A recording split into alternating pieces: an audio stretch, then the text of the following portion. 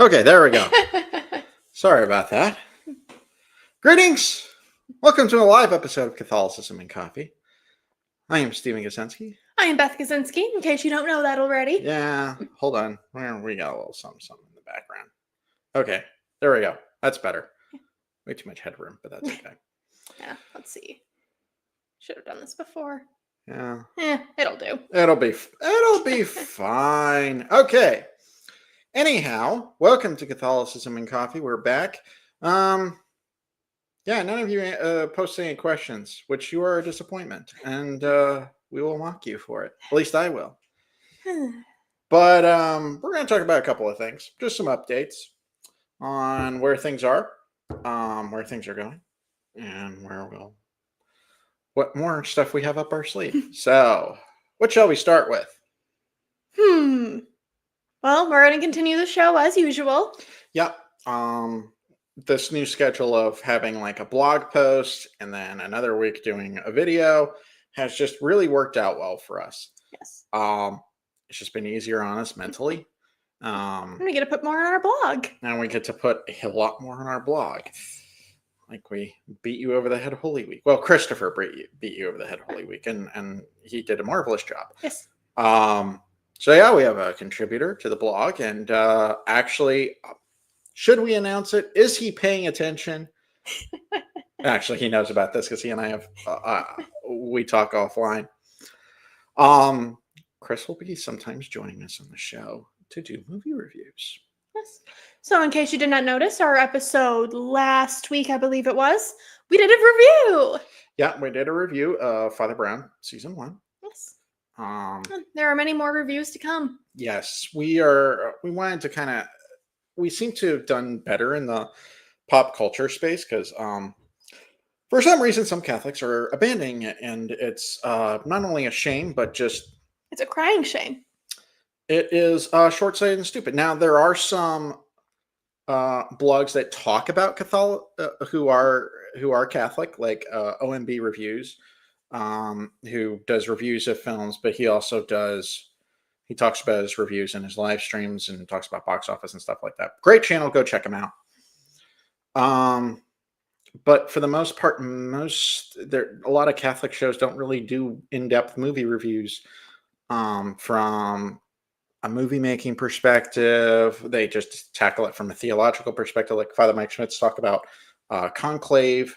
I talked about Conclave, so you didn't have to. I believe is the title of the video. Yeah, he's talked about some other movies too. Yeah, and it's great. Yeah. Don't get me wrong. Father Mike Schmitz does a fantastic job. He is great, but it would be nice for us to it'd be nice to have someone else's perspective besides a priest, as awesome as Father Mike Schmitz is. Oh, good. Chris is paying attention. Okay. He just he popped in here. Okay. I have a talent for writing too much. Hence, Stephen and Beth asking me, please divide your crucifixion article into 5 articles to prepare. He's a chat that commenced. That is true. That actually did happen. And it was a really good blog. And yes. If you haven't checked it out, check it out. Yes. Because we need to think about Christ's crucifixion all year. Every Friday. Every Sunday we remember it in a way with the Last Supper. Mm-hmm. Because it's an important event. It's essential to church history. It is essential to church history. It's essential for our salvation. Absolutely. So we're working with, we wanted to pop up into the pop culture space because we both have backgrounds in that. I have a filmmaking background. I have a film degree. And I've made movies. Not very good ones, but I've made them. And I'm hoping to make more at some point down the road. And you have writing background and you've worked in performance theater and stuff like that. So you have a familiarity with some of the performing arts. So I can talk about the technical. You can come out with a performance perspective. I mean, I can come out with a performance perspective to a point. So there's all those things that we can talk about, and actually we have the credentials to do it. Yeah, as far as credentials go, I suppose. Yeah. Best way you can talk about movies if you've made them or really studied them. And I heard this great piece of advice on a vlog that I watched, and they were talking about how the best thing you can do is to look at the films that you love and how they affected you and why they affected you, what made the Mhm. filmmaker Yeah. really, what did they do to evoke that love and emotion from you. Yeah. And it's great. It's some great advice. I was like, oh, I wish I could have said that. And then I would be able to tell you why I love these movies. Yeah. So, And that's similar when you're in like writing workshops and such. You are required to study other books, to study other works, short stories, whatever you're writing, and see what the pros do essentially. yeah. Oh, And we also had to write about what we liked and what worked and what we were following. And I mean, I do that now and just look at people who are, I jokingly say, better than me, which is true. They're much better than me. And I'm like, oh, I'll learn from the best. Um, and it's not just the usual, stuff that everyone else talks about. Um, so we'll be tackling some movies, and we'll be talking about the theological perspectives as well as, the film, Creative side. the creative side, the film Yes. performance and stuff as Yeah. well, And how the two go together. and how the two go together or how they don't go together. Because there Yes. are some films that have somewhat decent theology, but the movies are terrible because they're made by people who don't know what they're doing and they're not willing to learn. Um, I'll stop myself before I get on my soapbox. So if anyone wants to hear you get on your soapbox, why don't you talk about your next project? Okay. So I'm writing a book. It's called Film Forming Faith. It is how certain films informed or better strengthened my faith. Now, 9 out of 10 of these films are not Christian movies, or they would not be considered Christian I movies. had 12. I do have 12. Oh. I do go over 12 books, but I'm just saying a majority of them are not Christian movies. Not even close. But they highlight certain things that help you, that helped me at least, see Christian elements. Because frankly, history is his story. And a lot of the winning formula with film comes from literature such as the Bible, and other ancient texts. So they were the basics of, okay, these are important. The Bible was a very important book for many years. It was important to the founding of our country. It was important to to storytelling. Unfortunately, in modern days, most writers are narcissists who do not know how to write and can't read because they are too attention deprived, and they just want to focus on telling what they want versus what services the story. These films do not do that. They actually focus on telling a good story, and I'm picking out elements from their stories that helped influence or strengthen my faith. So that's the gist of it. So, is this an autobiography or is it a film analysis? I do talk about my personal experiences, but I keep that to a minimum because I don't like talking about myself, which is weird considering I do this. But it's more of an analysis. It's a mix of theological and film analysis. Leans more into the theological, leans more into the storytelling element, but and some of the technical stuff, but more so theological analysis and the story analysis. Yeah, so around here, we're very big about beliefs versus opinions, and we don't like when people put out their opinions as beliefs. Is this an opinion piece book, or are there true beliefs in there? Yes. I do state some opinions. I think, oh, this film is one of the better origin stories for a superhero film.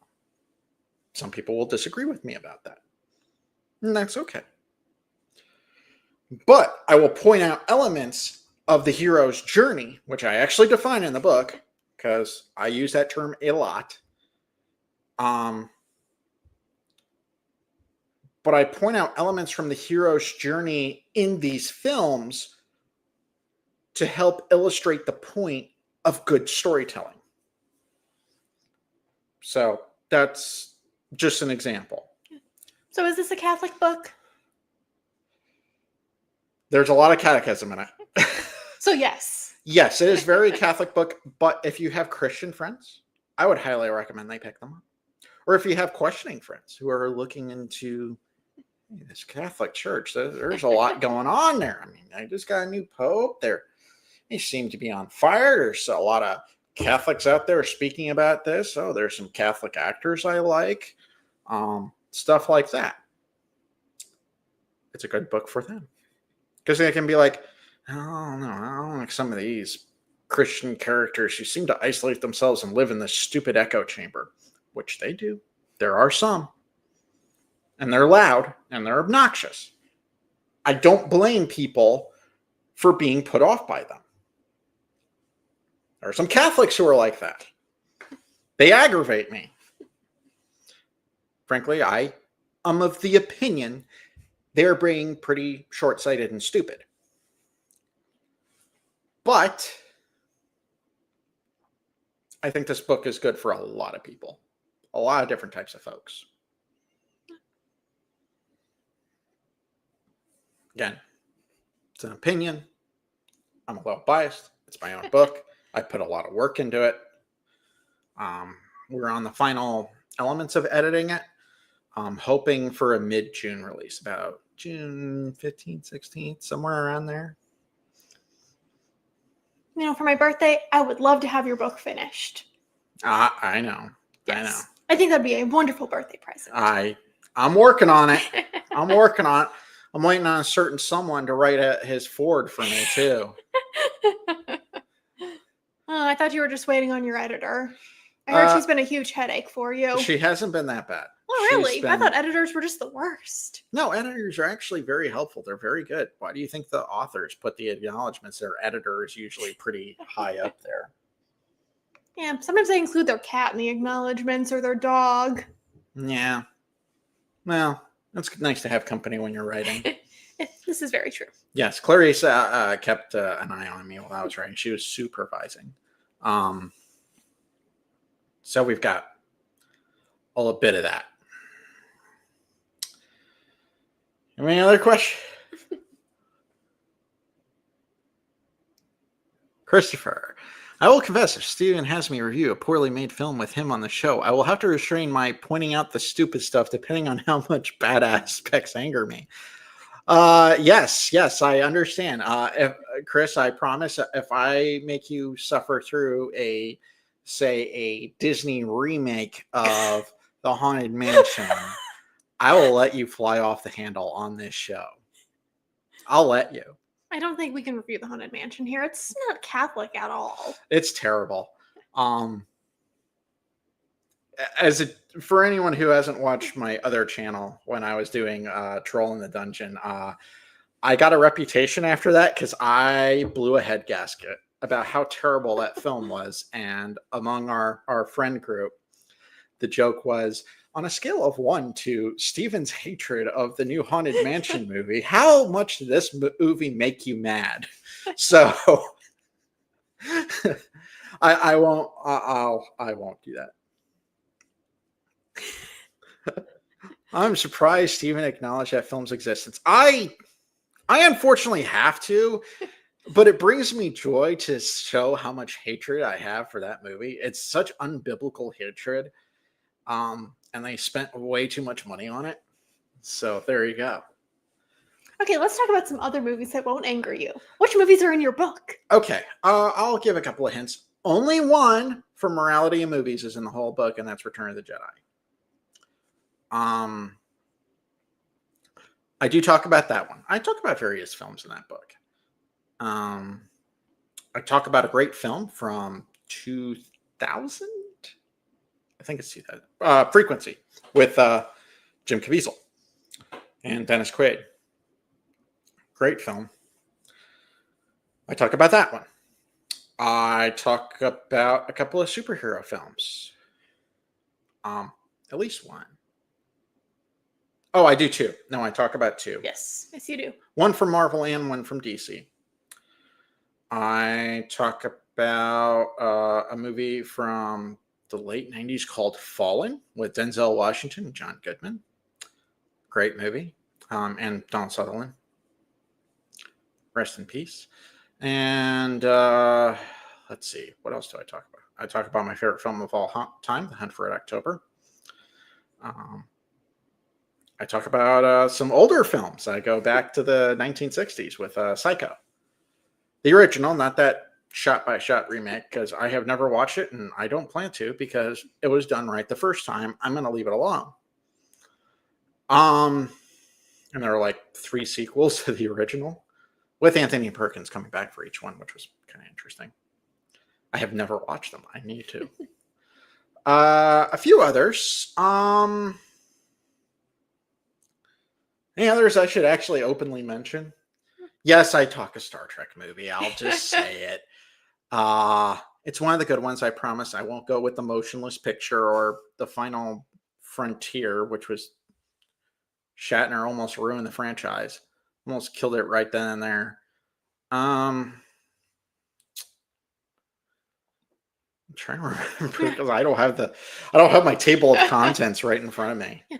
So, does someone have to watch the movie before they read the book to understand what's going on? I do a pretty good job. There are spoilers. Do you have to watch the movies beforehand? No. Would I recommend that you do? I would say yes. And then I would recommend you rewatch them after reading the book. But that's just me.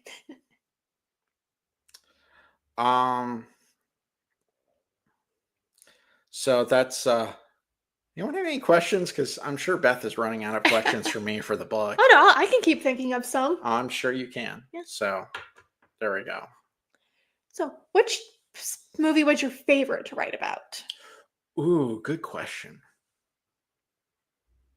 I like talking about Fallen a lot because it didn't do too hot in the box office, so not a lot of people had seen it.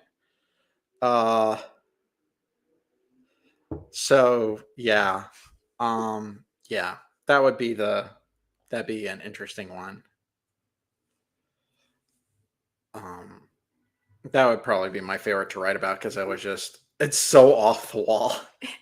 It's a good film. It has problems, and I acknowledge that there are a lot of problems in it, but I like a lot of elements of it. So there we go. Oh dear, what did he say? Star Trek 20, In Search of Cash would be an interesting film to see. They're not quite up to 20. I think they have 13 movies, unless you count Section 31. I don't, and that would be 14, but I don't count that one. I've not seen it. It looked like crap, and I'm not going to waste my time on it. But yeah, so that would probably be my favorite to have written about, and also I liked writing about Psycho because I love that movie. So those are my answers. So, was there anyone special who inspired you to write this book? As often with Beth, when we're walking and I just shoot off an idea that's in my head, this kind of thing has happened since before we were married.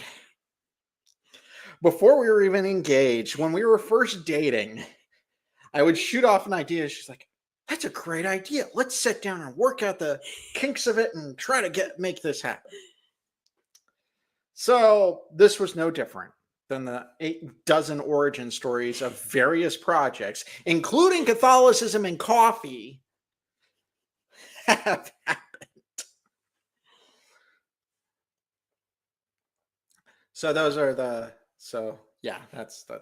happened. It's the wife's fault. Her fault? Oh, I'm sorry. Let me rephrase. Her inspiration. There we go. I'll take it. So, any other questions, boys and girls?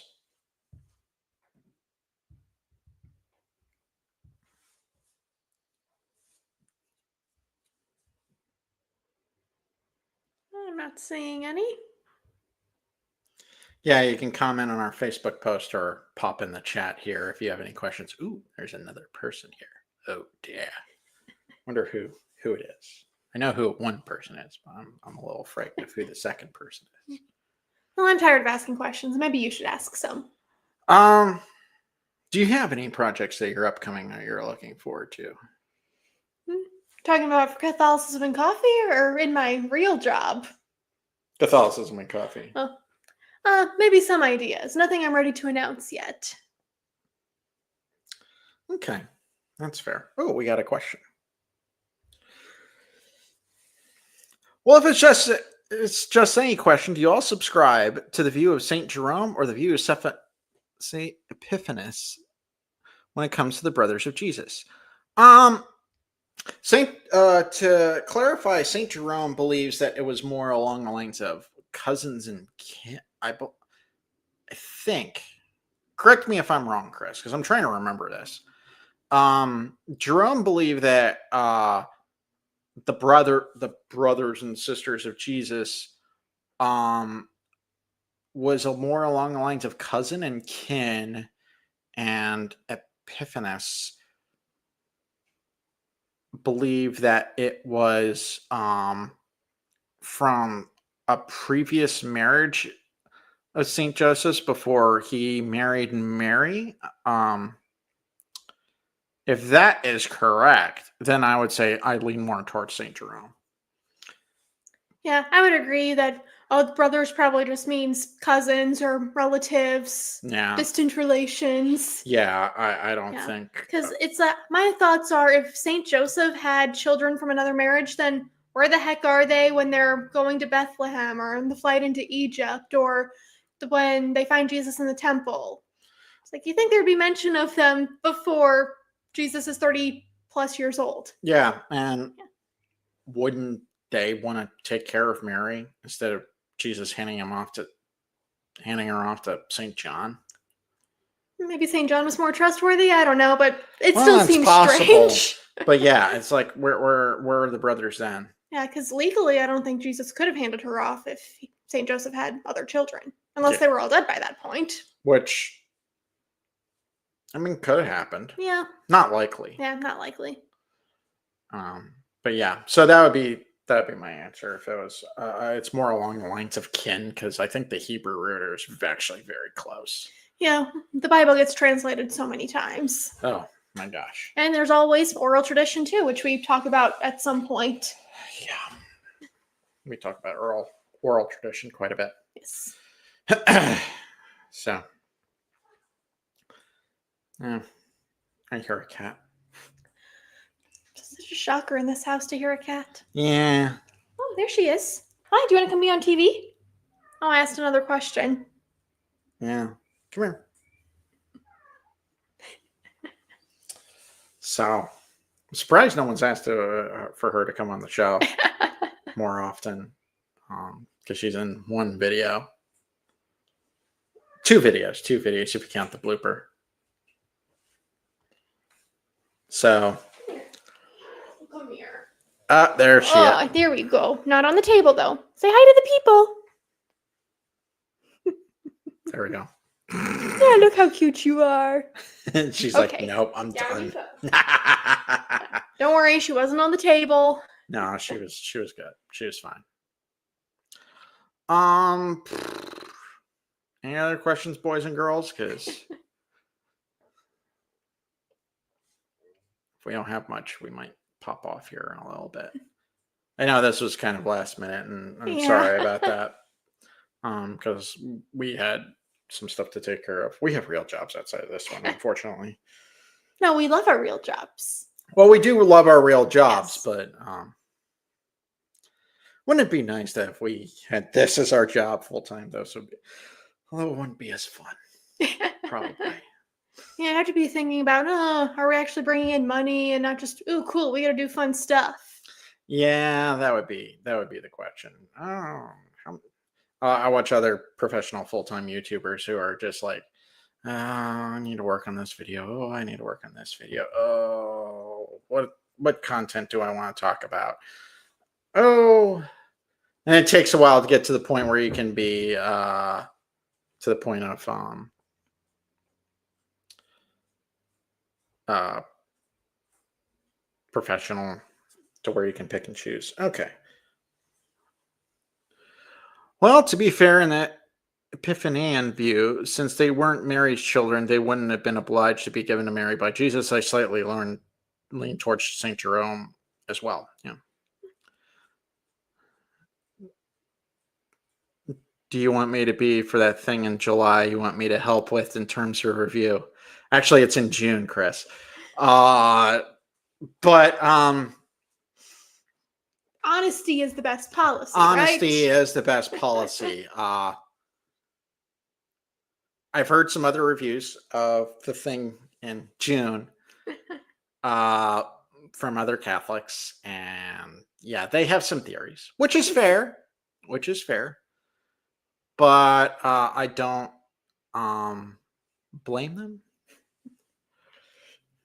Unless you're talking about a different movie in July that's coming out. The July film, be as harsh as you want. I know I'm going to be. I have theories from the marketing for said movie in July that will be. I have concerns. I have a lot of concerns about that particular movie in July, and I'm worried my head's gonna. I will be feeling in that film. Okay. I'll admit to still being nervous at how angry I'll be in the review after watching that thing in June. Yeah, I will. We'll talk about it beforehand. And now everyone who's watching or has watched this is going to be very curious about what we're going to talk about in June. So that means you better show up. Yep, we're not saying anything ahead of time. No, we're gonna keep that under wraps for right now until it's a surprise. Until we're ready to talk. We're actually ready to talk about it. So we got that going on. Yeah, let's not. I don't want to give away too much. I didn't want to give away too much of my book. I felt like I gave away too much of it. There's still plenty in there. No, that's true. Yeah. If you're worried, I'll go talk to your editor and see what she thinks. Okay. I'll you have her on the horn.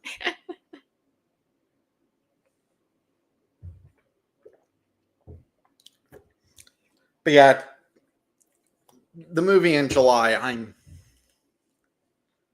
the marketing for that movie has been terrible.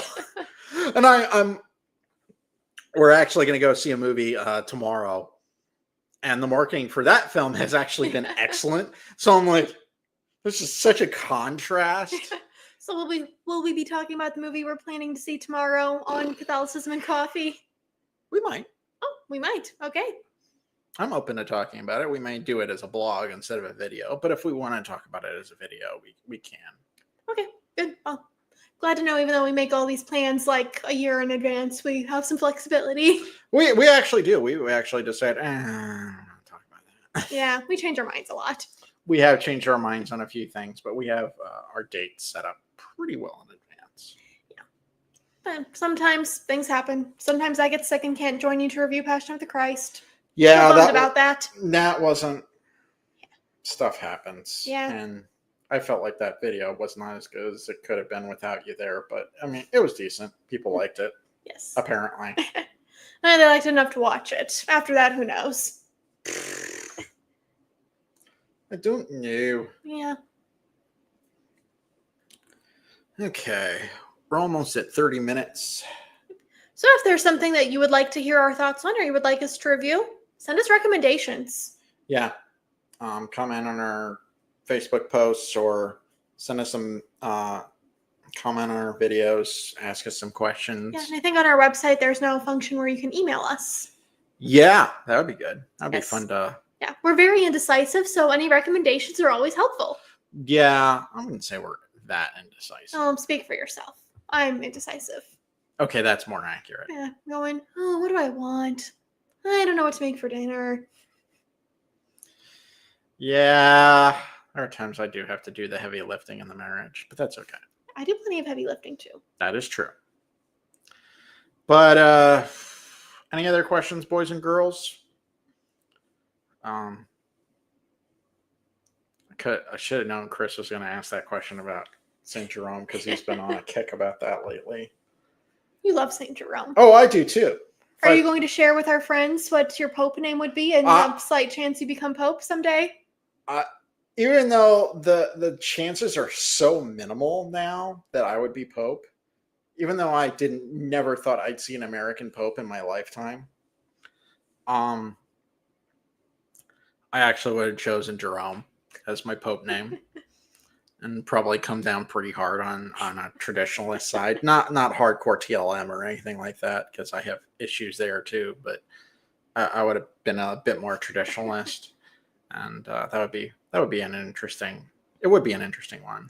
And remember, if you're a Catholic baptized male, the chances of you becoming Pope are never zero. They are never zero. They are zero for me. Yeah. Speaking of someone who has a chance of becoming Pope, I'm on a kick up. Because I can't find satisfactory information on it online. Yeah. I don't think there's been any kind of Vatican documents on it either. It's been pretty vague, which is frustrating. I mean, it's understandable because it's been 2,000 plus years, so we don't have anyone who was there old enough. I have a couple of guys in my work who could have been there, but they're not the most reliable witnesses. But yeah, there's not enough information. Yeah, from the tradition and just what I've heard and read, there's a lot of conflicting information, or not exactly conflicting information, but theories about Saint Joseph and how old he was, and if he had children or was married before he married Mary. Mm-hmm. Yeah, I mean, I subscribe to the Mother Angelica quote: "Old men don't walk to Egypt." Yeah, because that's not a short trek from Bethlehem to Egypt. It isn't. Yeah. One of our neighbors did it, and he's like, I was having a rough time there at that last couple of steps. Yeah. And they were probably in a bit of a hurry because, running for their lives and all that. Yeah.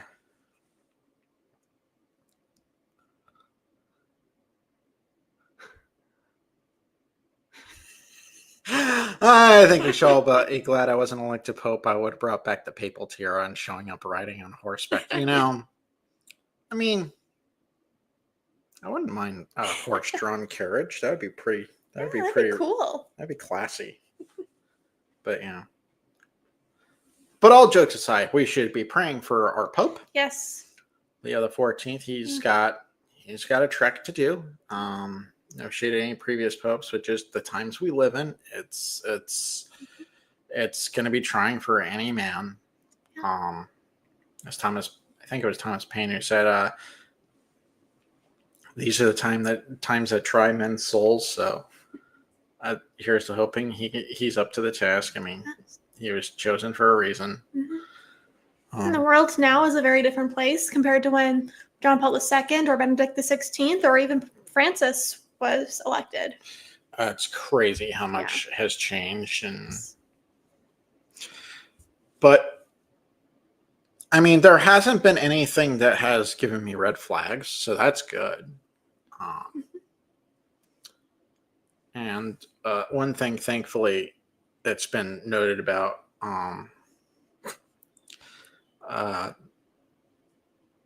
Leo the 14th is he's very,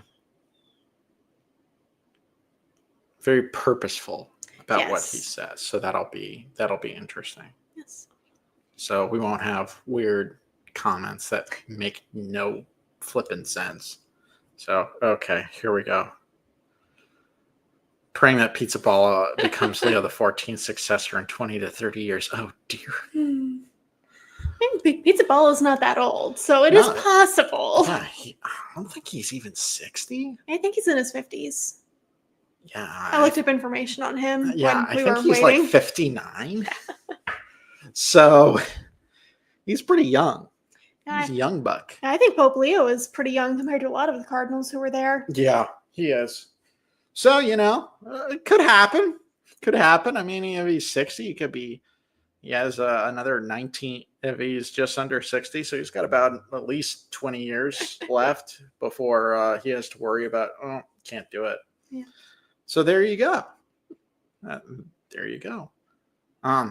Speaking of an older cardinal, Cardinal Sarah was elected to be like the papal ambassador. We don't know if that's true or not. Okay, we don't know. Yeah.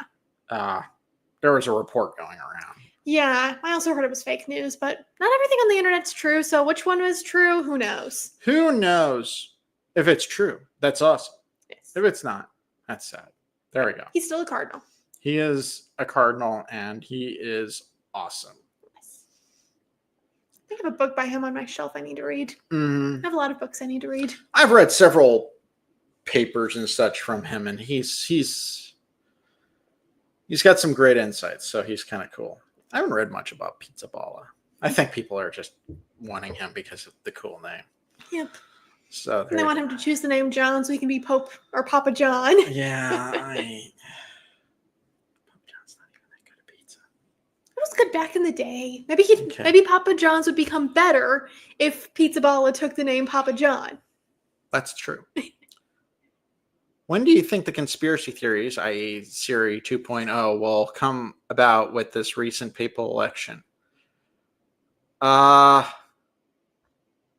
Which conspiracy theories? Do you mind giving us a little bit more information? Because I don't know which conspiracy theories are which. There's so many these days. There's people who are like, Leo's controlled by the WEF and economic forum and all this stuff. I'm like, do you know that for sure? Has he actually said these things? Oh, there are multiple reports. Yeah, the news media hates Catholics. Conservative news media, for the most part, does not like Catholics. They don't.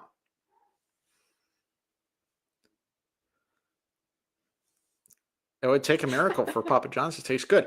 Well, maybe the miracle is that Pizza Balla becomes Pope, and then they're going to be like, let's get things straightened up. It could be a cause for canonization. Yeah, exactly. It was one where a Pope was supposedly elected before a new Pope was elected in his place. Yeah. I don't think that was the case with Leo. There were some questions about Francis. There were some questions about Benedict. But these things, they've been coming around for decades. Some originate in very trad circles. Since that Sectavantis group who are in schism, aka not really Catholic, who don't believe there's been a real Pope since like the 50s. So I don't subscribe to those theories. I think they'll come about. I'm surprised there haven't been major conspiracy theories already with Leo the 14th. I don't subscribe to them personally. I would not be surprised if there are some already. I don't subscribe to these theories, by the way. I just know that some disgruntled follower is going to make them in the next 20 years, just as what happened in the 20th century after Vatican II. Yeah. And then a group of them will go into schism, and then they'll not be in communion with the church, even though they'll say, "Oh, we're Catholic." No, you're not. You're Protestant with Catholic trappings. At least the Episcopalians know they're Protestant. Yeah, and I think with any major event, there's going to be conspiracy theories because people are people. As my mug says, if it wasn't for people, we could all be holy. Great Mother Angelica, she should be a saint by now. But there you go. Apparently, there's meetings about Carlo Acutis being. Yeah, I saw finished. June 13th is a day where some things are going to happen. Not canonization yet. But there's conferences and Yes.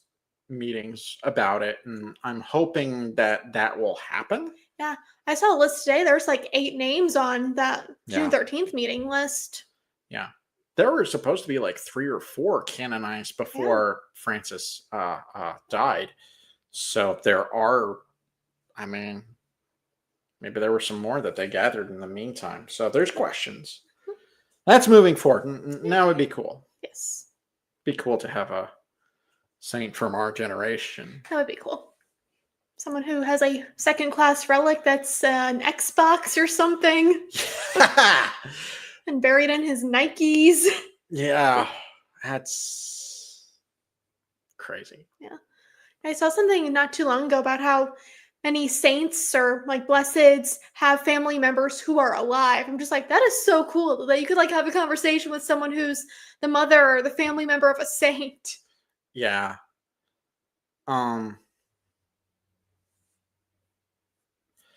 Yeah, there's all that stuff. Oh, this is a good point. I had to laugh that people were angry at it, that his canonization process was delayed after Pope Francis' death. I'm like, guys, we need a pope to canonize. Calm down. Yeah, it has to be the pope or an ecumenical council, and there hasn't been an ecumenical council convened, and that almost never happens. Yes. So yeah, we need to have a pope do it or an ecumenical council. And the people who would probably be leading the ecumenical council are busy in conclave electing a pope. So neither of those things would happen. Yes. So yeah, they need to calm down. Yeah, it's like I was a little disappointed. Oh, now Carlo Acutis can't get canonized so soon. But it's like these things happen, and ultimately, it's not on our time. It's not even on the Pope's time. It's on God's time.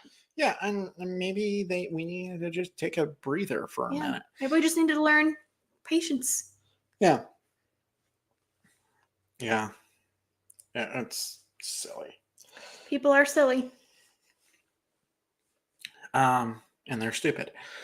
But yeah, no, it is frustrating. But yeah, I'm hoping that we get to have we get to see Carlo Acutis get canonized, and that'd be pretty neat. As I say, I'm wearing a red polo. I wasn't even thinking about that.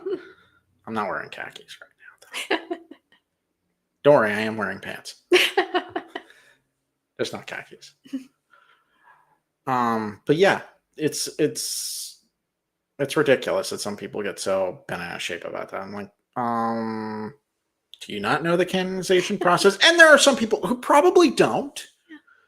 Because catechesis in this age has been lacking. I was going to say wanting, but lacking. Yeah, they're the same thing. It's been not the greatest.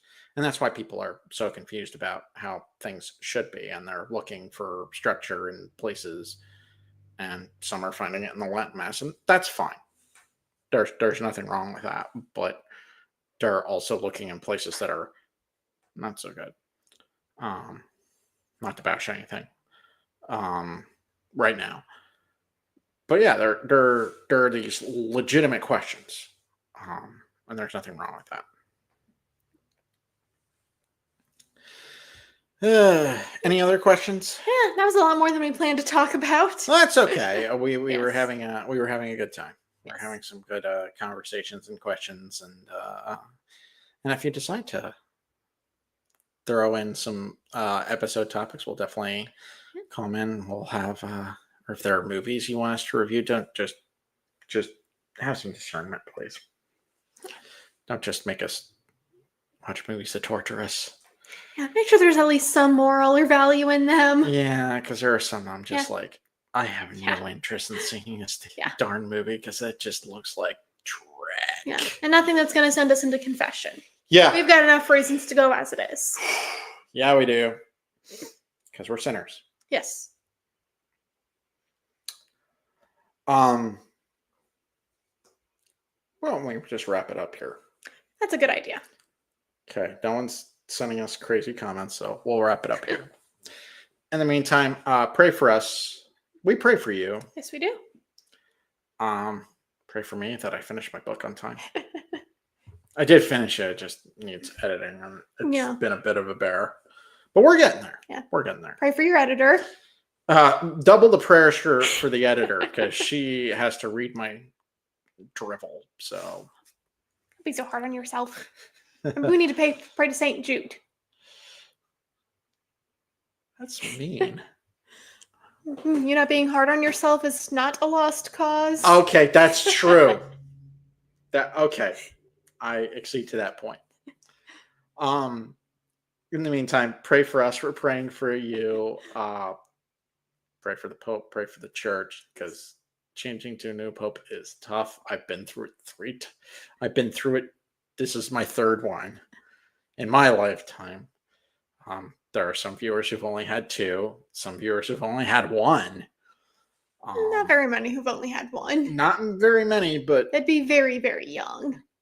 They would be very, very young. There are some people who've only had 1. There are people who've had 2. There have been people who have had 4. But yeah, pray for the Church as we have this transition period of a new Pope, and I'm thinking he's going to probably stick to doctrine, and keep things pretty clear and concise. So keep that in mind. Let's just see what happens and pray for the Pope, guys. And there are some people who are like, "Oh, he does this and this." I'm like, when you're Pope, things are different. There was actually a Pope who was put into place by the Queen of England because she wasn't happy with the previous Pope, and she had him bumped off. And then the new Pope, she puts in this new Pope because she thinks, oh, he'll do my bidding. And then he's like, yeah, sure, I'll do your bidding. Make me Pope. He's made Pope, and then he's like, never mind. What you're doing is wrong. I can't go with it. And then she had him off too. So it's like the chair Peter changes you. So let's keep that in mind, boys and girls. One last thought from Chris. I felt old when I realized my students never lived through a papal election before. Yeah, it puts in perspective. Because I think Chris, you and I have lived through all 3 of the popes of the modern popes. Popes of the 2000s. The popes of the 2000s, yeah, because JP2 died in 2005. 2005. Yes. Yep. So I remember getting I saw the news report. I was at a friend's house. Yeah. I heard it on the radio in the car. Oh, yeesh. So anyway, as we were saying, pray for us. We pray for you. Pray for us to finish our various projects and to move forward into new ones. And in the meantime, be bold, be brave, be courageous. Drink your beverage of choice, whether caffeinated or not, because I know some folks can't have caffeinated beverages, and that's okay. In the meantime, God bless. God bless.